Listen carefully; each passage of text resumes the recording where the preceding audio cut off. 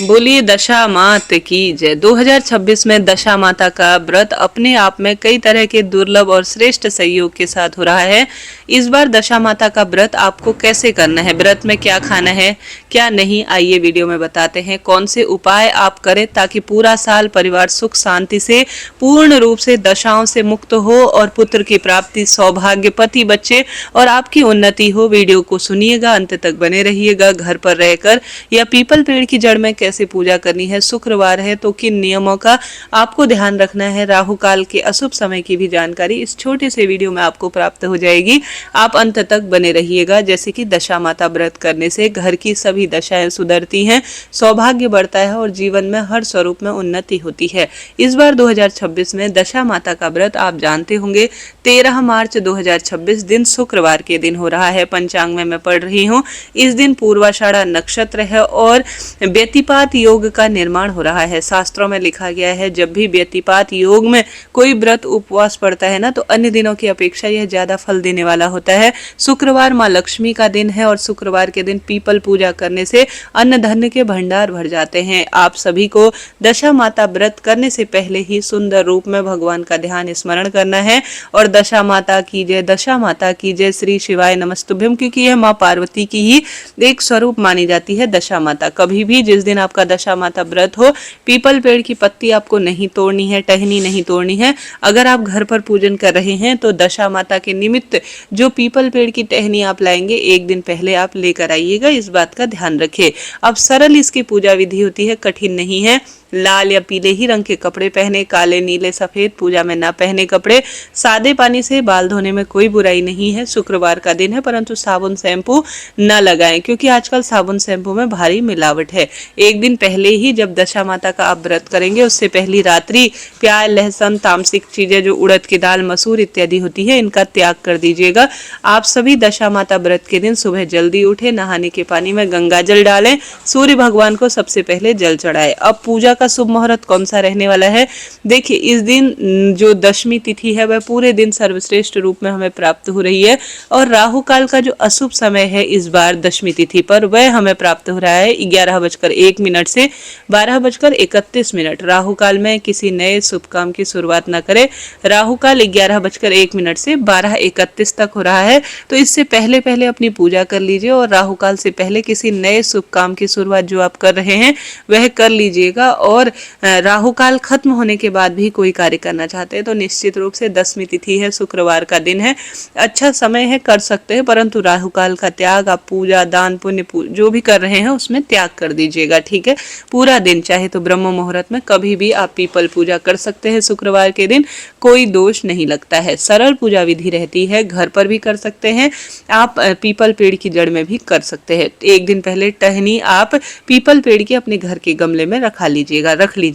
और कैसे आपको पीपल के छाल के जो दिव्य उपाय है वह करने हैं वह भी सुनिएगा। इससे अन्न धन के भंडार भरते हैं, ऐसा शास्त्रों में वर्णित है। और इस व्रत में क्या खाना है यह भी सुनिएगा और वीडियो के अंत तक बने रहिएगा। कोई प्रश्न हो आप पूछ सकते हैं, आपका अपना चैनल है। दशा माता व्रत कोई साधारण व्रत नहीं है, यह सौभाग्य का व्रत है।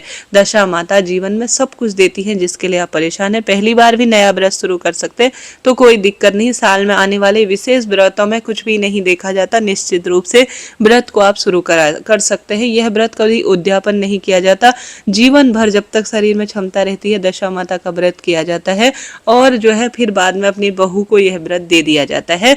इसके साथ ही पूजा सामग्री में 10 सिक्कों की आवश्यकता होती है।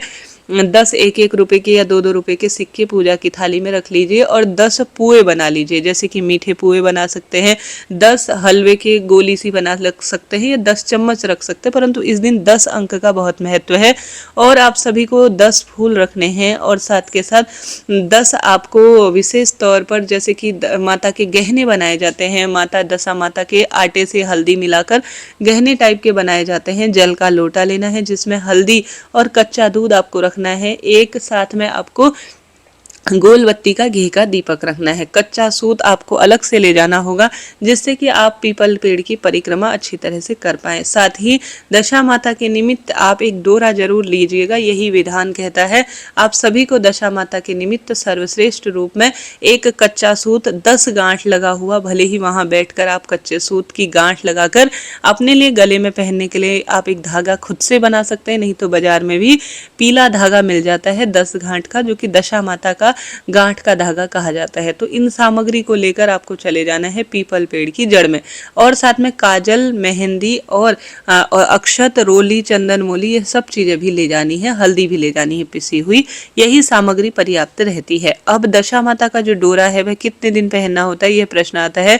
देखिए, दशा माता का जो डोरा है कई पूरे साल भर पहनते हैं, कई लोग सिर्फ 10 दिन पहनते हैं, कई लोग एक ही दिन पूरे दिन पहनते हैं और दूसरे दिन शुभ वार पड़ रहा है तो उसे उतार कर रख देते हैं।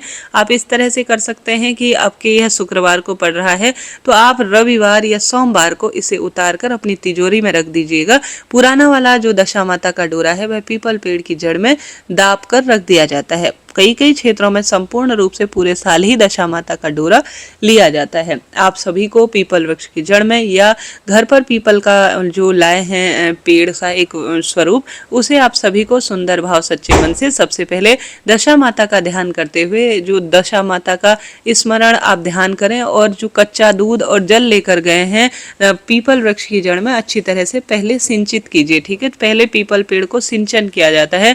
उसके बाद एक स्थान पर गणेश जी महाराज का ध्यान कर स्वास्तिक बना लीजिएगा। ठीक है, स्वास्तिक बनाने के बाद आप दीपक लगा लीजिएगा गोल बत्ती का घी का, फिर धूप लगा लीजिए, फिर आप 10 बिंदी रोली की पीपल पेड़ की जड़ में दशा माता के निमित्त समर्पित कीजिएगा। चाहे तो पीपल के पत्ते में हल्दी से दशा माता का एक स्वरूप सा भी बना सकते हैं, चाहे तो स्वास्तिक स्वरूप में बनाए या माता रानी की आकृति रूप में बनाए, इच्छा आपकी है। चाहे तो पीपल में भी यह कर सकते हैं या चाहे तो पत्ते में भी, नहीं तो पीपल पेड़ की जड़ में माता का स्वरूप बनाकर आप 10 टिक्की, 10 मेहंदी की, 10 काजल की, 10 हल्दी की समर्पित कर दीजिए। साथ के साथ अक्षत समर्पित करें और रोली, मोली, जो है वस्त्र रूपी कलावा, ये सारी चीजें आप दशा माता का ध्यान करते हुए समर्पित करें। 10 गेहूं की ढेरी भी दशा माता के निमित्त समर्पित करें और 10 जो सिक्के होते हैं वह भी दशा माता के निमित्त पीपल वृक्ष की जड़ में समर्पित करें। 10-10 की संख्या में आप सारी चीजें कीजिएगा। 10 पूड़े भी, अर्थात जो मीठे पुए होते हैं वह भी समर्पित किए जाते हैं। थोड़ा भोग प्रसाद रूप में अलग से लगाया जाता है। अब आप सभी को इसी दीपक को लेकर दशा माता की यहीं पर आरती कर देनी है। थोड़ा सा 10 गेहूं के दाने हाथ में लेकर दशा माता और विनायक जी की कथा सुनिएगा। पूरी 10 कथाएं भी एक साथ सुनी जाती हैं। अगर पूरे 10 दिन की आप नहीं सुन पा रहे हैं तो मात्र अंतिम दिन एक भी कथा सुनी जा सकती है। पूरे 10 कथाएं भी सुनने का बहुत विधान है। और पुराना जो डोरा है उसे आप पीपल पेड़ की जड़ में दाब दीजिए और नया डोरा जो आपने 10 तार का बनाया है जिसमें हल्दी, कुमकुम, अक्षत सब चीजें आप पीपल पेड़ की जड़ में रखें, इसमें समर्पित करें। धूप, दीप, नैवेद्य, आरती दिखाएं। उसके बाद गले में दशा माता का ध्यान करते हुए धारण कर लीजिएगा। और इस व्रत को इस तरह से किया जाता है। 108 परिक्रमा आप पीपल पेड़ की करें। 108 नहीं कर सकते हैं तो 7 परिक्रमा, जिससे शरीर में क्षमता नहीं रहती है, खासतौर पर गर्भवती महिला या कोई दवाई खा रहे हैं, तो इस तरह से भी आप दशा माता के निमित्त पीपल पूजा कीजिएगा। इस व्रत में कथा सुनने के बाद पीपल पेड़ में जो है वस्त्र रूपी सारी चीजें जैसे ब्लाउज पीस समर्पित कर दान दक्षिणा निकाल कर चाय पानी आप पूरे दिन भर में फलाहार ले सकते हैं, कोई दिक्कत की बात नहीं है।